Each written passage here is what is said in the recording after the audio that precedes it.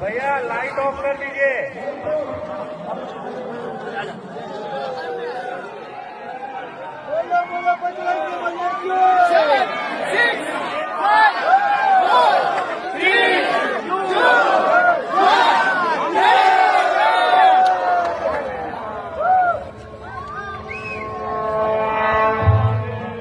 సర్వ మానవాళికి రక్షకుడు, మనకు కొండంత అండగా నిలిచేవాడు, మనసులో తలచిన వెంటనే గుండెల నిండా ధైర్యాన్ని నింపగలిగే మహాయోధుడు, అభయహస్తంతో ఎల్లవేళలా మనల్ని కాపాడే ఆ పవనపుత్రుడి ఇప్పుడు మనసారా స్తుతించుకుంటూ శ్రీ పంచముఖ ఆంజనేయ స్వామిగా అవతారమెత్తిన కథ దృశ్య రూపంలో తిలకిద్దాం రండి.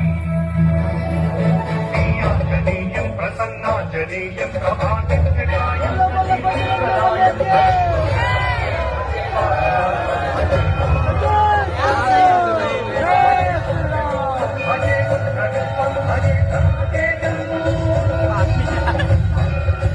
అది రామాయణ మహాయుద్ధం.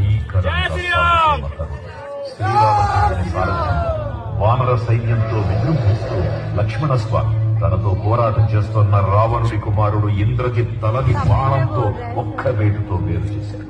ఇంద్రజిత్ మరణ వార్త విన్న రావణుడు